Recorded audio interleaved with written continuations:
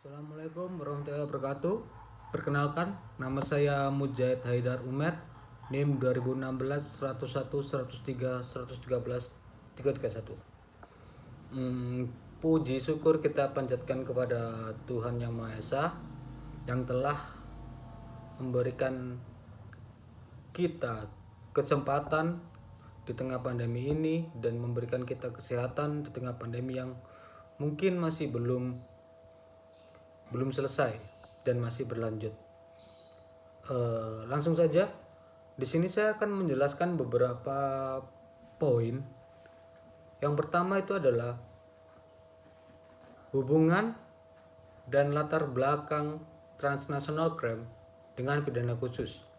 Lalu yang kedua, korupsi sebagai kejahatan transnational crime dan pidana khusus. Lalu yang ketiga, money laundry sebagai kejahatan transnational crime dan pidana khusus. Untuk itu mungkin teman-teman mau bertanya atau mungkin bertanya-tanya, apa itu pidana khusus? Lalu yang kedua, apa itu sih kejahatan transnational crime? Lalu hubungan antara transnational crime dan pidana khusus ini apa? Nah, di sini saya akan menjelaskan tentang hukum pidana khusus. Hukum pidana khusus. Hukum pidana khusus adalah sebuah hukum di bidang pidana yang pada umumnya ketentuannya diatur di luar KUHP atau juga dapat diartikan sebagai penyimpangan-penyimpangan yang ada terhadap hukum pidana khusus dalam bentuk aturan serta lembaga yang berwenang mengadilinya. Untuk kedudukan Undang-Undang Hukum Pidana Khusus ini dalam sistem pidana adalah sebagai pelengkap dari hukum pidana yang dikodifikasikan dalam KUHP. Suatu kodifikasi hukum pidana, betapapun sempurnanya, pada suatu saat akan sulit untuk memenuhi kebutuhan hukum dari masyarakat. Mengapa? Dalam sistem hukum pidana Indonesia dapat timbul pengaturan hukum pidana atau dalam arti kata lainnya kebijakan kriminalisasi khusus atau peraturan tersendiri di luar KUHP. Jawabannya karena KUHP itu sendiri menyatakan tentang kemungkinan adanya undang-undang pidana di luar KUHP itu sendiri. Berdasarkan hal tersebut, maka dapat disimpulkan bahwa hukum pidana khusus merupakan segala peraturan hukum pidana baik pidana materialnya maupun pidana formilnya yang diatur secara khusus oleh undang-undangnya sendiri di luar KUHP. Hukum pidana khusus juga merupakan sebuah hukum pidana yang diberlakukan terhadap orang-orang tertentu atau orang-orang khusus dan diberlakukannya juga aturan terhadap perbuatan-perbuatan tertentu. Perbuatan-perbuatan tersebut itu biasanya perbuatan yang termasuk ke dalam golongan extraordinary crime. Mungkin teman-teman tidak tahu ya apa itu extraordinary crime. Itu artinya adalah suatu kejahatan yang luar biasa. Lalu saya akan menerangkan tentang kejahatan transnasional. Apa itu sih kejahatan transnasional atau kejahatan terorganisasi transnasional? Untuk pengertian dari kejahatan terorganisasi transnasional atau internasional adalah sebuah kegiatan yang berencana yang dilakukan dalam lintas batas negara oleh sebuah atau beberapa kelompok yang tujuannya merugikan orang banyak atau mengancam keamanan nasional sebuah negara. Kejahatan lintas negara merupakan bentuk kejahatan yang menjadi ancaman serius terhadap keamanan dan kemakmuran global, mengingat sifatnya yang melibatkan berbagai negara. Untuk menanggulangi hal tersebut, diciptakannya sebuah mekanisme multilateral melalui sebuah perjanjian internasional yang disebut United Nations Convention on Transnational Organizations Crime atau disingkat UNTOC yang dibentuk pada tahun 2000. menjadi paduan dasar bagi negara-negara dalam upaya penanggulangan kejahatan lintas negara. Dari sisi Indonesia, kejahatan lintas negara ini perlu diberikan perhatian khusus. Mengingat letak Indonesia yang sangat strategis sehingga rentan terhadap berbagai bentuk kejahatan lintas negara. Untuk itu, Kementerian Luar Negeri sebagai ujung tombak pemerintahan negara Indonesia dalam kerjasama internasional senantiasa bekerjasama internasional dalam mengatasi kejahatan-kejahatan lintas negara guna melindungi kepentingan dan kedaulatan negara kita Indonesia. Lalu kejahatan transnasional ini dapat dibagi dari 3 kategori ya. 3 kategori itu bisa dibentuk dengan yang pertama itu bisa barang itu bisa jadi narkoba, perdagangan properti curian, perdagangan senjata, dan kasus pemalsuan. Lalu yang ketiga tuh bisa jadi kejahatan dalam bentuk jasa. Itu bisa lebih ke seks komersial dan perdagangan manusia.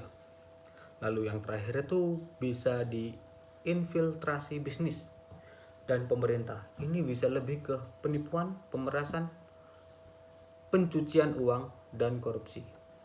Di sini dalam pasal 3 ayat 2 dari United Nations Convention Against Transnational Organized Crime menerangkan bahwa untuk tujuan ayat pertama dari pasal tindak pidana itu adalah bersifat transnasional. Saya ulangi lagi.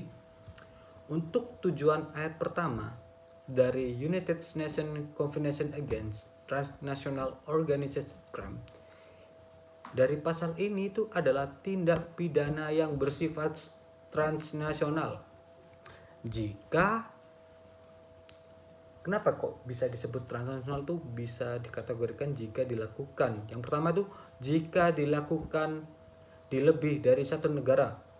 Lalu yang kedua dilakukan di satu negara namun bagian penting dari kegiatan persiapan, perencanaan, pengarahan, atau kontrol terjadi di negara lain.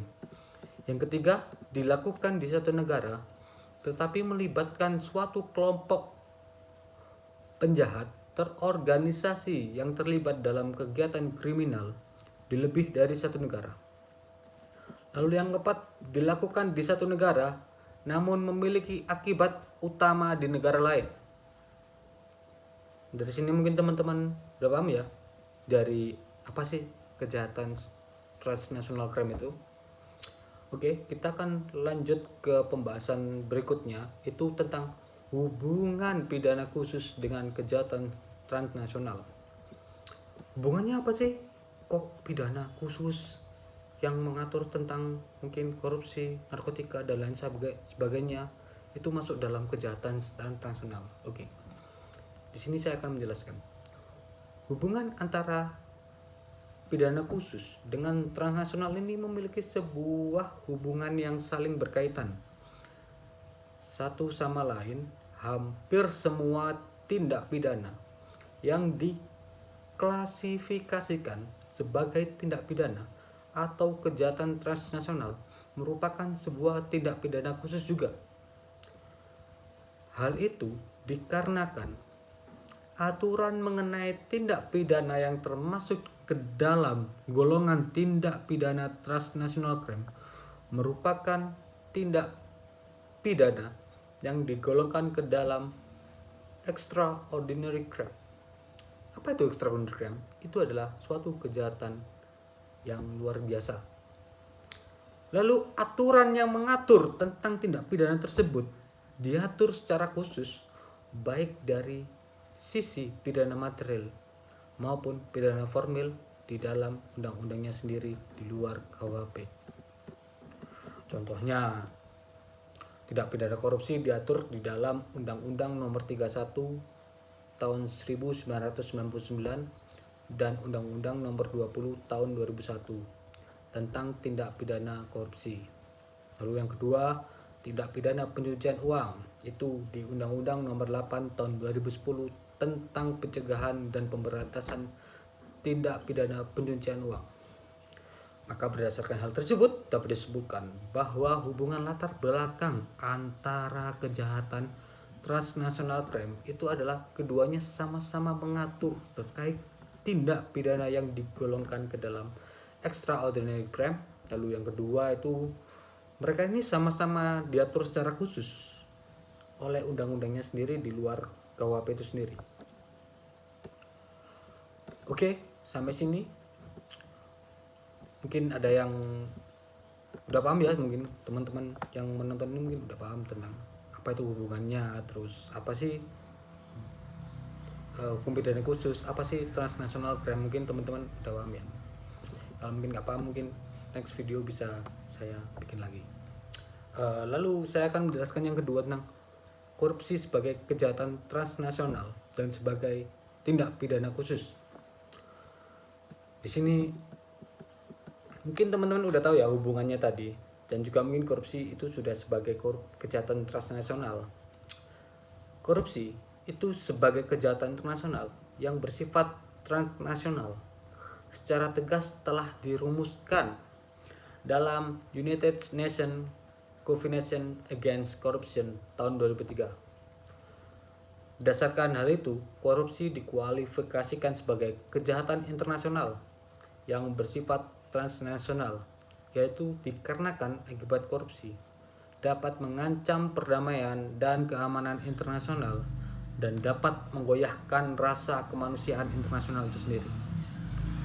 Selain itu, korupsi juga dikualifikasikan sebagai suatu kejahatan transnasional dalam perumusan United Nations Convention Against Transnational Organized Crime di Palermo tahun 2000. Di dalam konvensi tersebut, korupsi dapat diartikan sebagai suatu tindak pidana atau kejahatan transnasional dikarenakan korupsi merupakan kejahatan yang tidak saja menimbulkan dampak secara nasional, tetapi dampak secara transnasional. Ini berarti korupsi ini adalah suatu kejahatan yang cukup berat. Karena korupsi selama ini itu berkaitan erat dengan money laundering atau bisa disebut dengan pencucian uang. Jadi stop korupsi.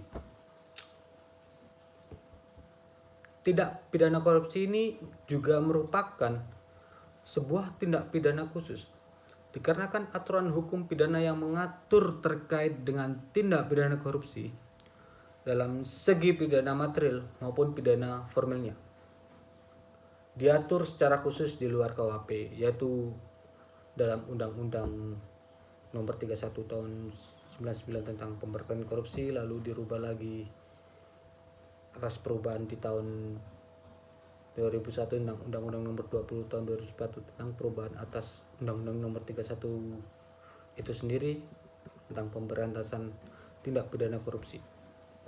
Namun tidak semua aturan yang ada di dalam KUHP menjadi tidak berlaku dengan adanya undang-undang yang mengatur secara khusus mengenai tindak pidana korupsi tersebut. Hanya saja beberapa aturan yang sebelumnya sudah diatur atau belum diatur di KUHP, kemudian hal tersebut diatur kembali dalam Undang-Undang Tipikor. Maka aturan dalam KUHP tersebut dikesampingkan. Untuk kali ini kenapa sih kok dikesampingkan? Karena menganut asas lex specialis derogat lex generalis, yaitu hukum yang khusus mengesampingkan hukum yang umum. Dari sini mungkin teman-teman paham ya tentang lex specialis derogat of generalis ini. Mungkin ini adalah beberapa bentuk aturan. Kenapa sih tindak pidana korupsi ini menjadi khusus? Kenapa sih tindak pidana korupsi ini menjadi hal yang dikhususkan? Ini adalah beberapa jawaban dari saya.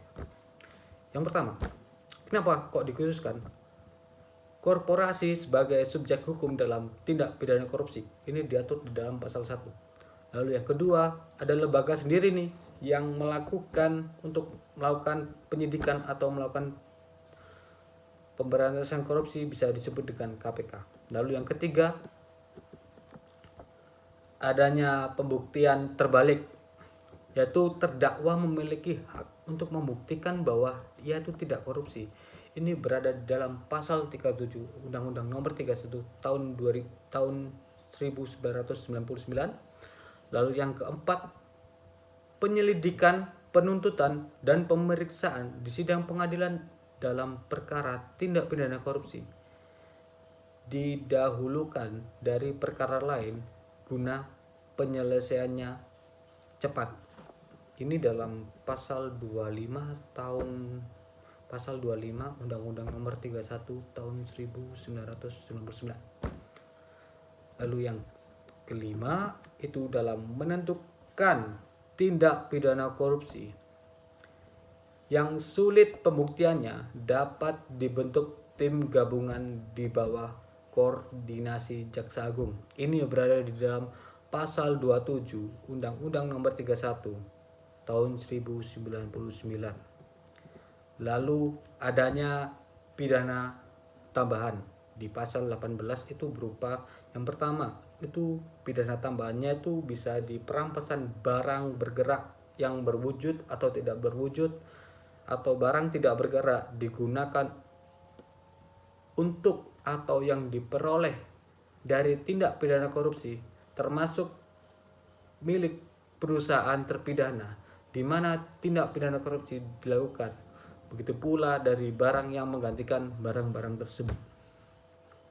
Lalu yang kedua dari pidana tambahan ini, pembayaran uang pengganti yang jumlahnya sebanyak-banyaknya sama dengan harta benda yang diperoleh dari tindak pidana korupsi.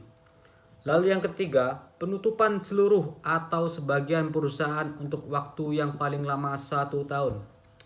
Lalu yang keempat, pencabutan seluruh atau sebagian hak-hak tertentu atau penghapusan seluruh atau sebagian keuntungan tertentu yang telah atau didapatkan oleh pemerintah kepada terpidana.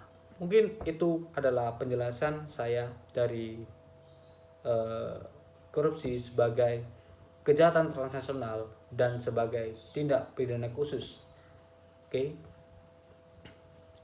Mungkin dari sini teman-teman udah paham ya beberapa poin-poin dari korupsi, terus transnasional, terus korupsi sebagai kejahatan transnasional. Lalu kita masuk ke pembahasan terakhir yaitu money laundering sebagai kejahatan transnasional dan sebagai tindak pidana khusus. Oke. Di sini saya akan menjelaskan. Ini menurut Convention Against Transnational Organized Crime. Kejahatan pencucian uang atau mungkin bisa disebut dengan money laundering merupakan salah satu bentuk transnational organized crime di samping korupsi, sebagai korupsi, terus penyeludupan orang asing dan perdagangan wanita dan anak-anak. Sebagai jenis kejahatan transnasional yang terorganisir, money laundering tidak hanya merupakan tanggung jawab negara per negara, tetapi juga merupakan kewajiban seluruh negara yang dapat diwujudkan dalam kerjasama regional atau internasional melalui forum bilateral maupun multilateral. Dunia internasional juga melarang kejahatan yang berhubungan pencucian uang. Hal tersebut berdasarkan kesepakatan yang dituangkan dalam sebuah konvensi internasional tentang pencucian uang, Konvensi the United Nations Convention Against Illicit Traffic in Narcotics, Drugs, and Psychotropic Substances of tahun 1999 yang biasanya disebut dengan The Vienna Convention. Disebut juga dengan Undrugs Convention tahun 1998 yang mewajibkan para anggotanya untuk menyatakan pidana terhadap pelaku tindakan tertentu yang berhubungan dengan narkotika dan money laundering.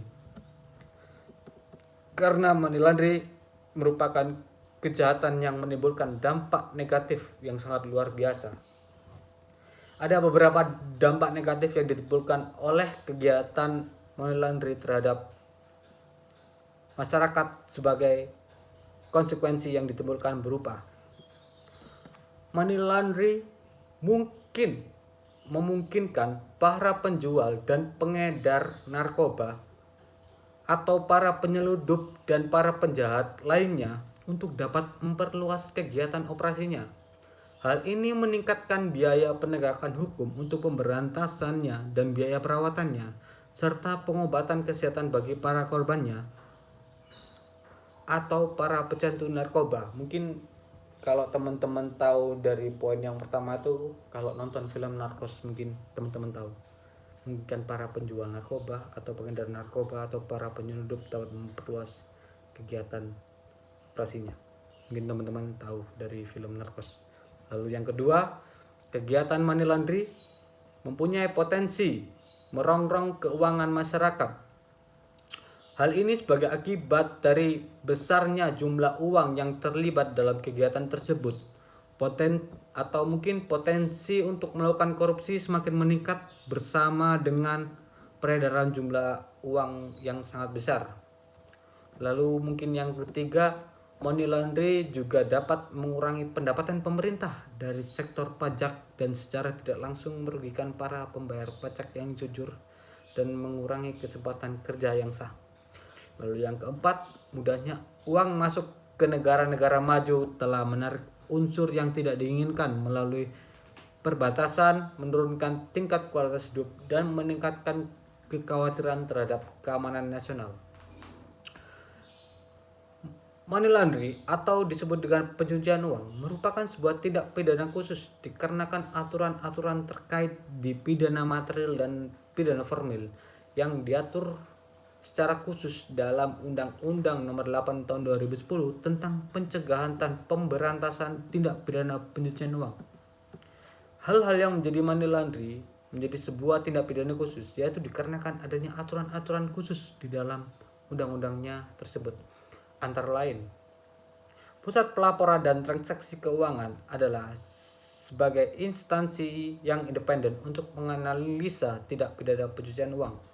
Lalu yang kedua, penyediaan jaksa keuangan atau PJK, pejabat serta pegawainya yang mempunyai kewajiban melaporkan transaksi keuangan tidak dapat dituntut baik secara perdata maupun pidana. Lalu yang ketiga, pemblokiran harta kekayaan yang merupakan hasil tindak pidana oleh PJK atas perintah penyidik, penuntut umum, dan hakim. Lalu yang keempat, undang-undang yang mengatur tentang rahasia bank dan kerahasiaan transaksi keuangan lainnya tidak berlaku dalam pemeriksaan tindak pidana pencucian uang. Lalu yang kelima, beban pembuktian terbalik bagi terdakwa. Lalu yang keenam, pemeriksaan tanpa hadirnya terdakwa. Lalu yang ketujuh, harta kekayaan terdakwa yang telah disita dan terdakwa kemudian meninggal dunia sebelum putusan hakim dapat dirampas untuk negara. Lalu yang ke-8, kewajiban merahasiakan identitas pelapor bagi penyidik, penuntut umum atau hakim. Lalu yang terakhir, korporasi dapat dijatuhi pidana.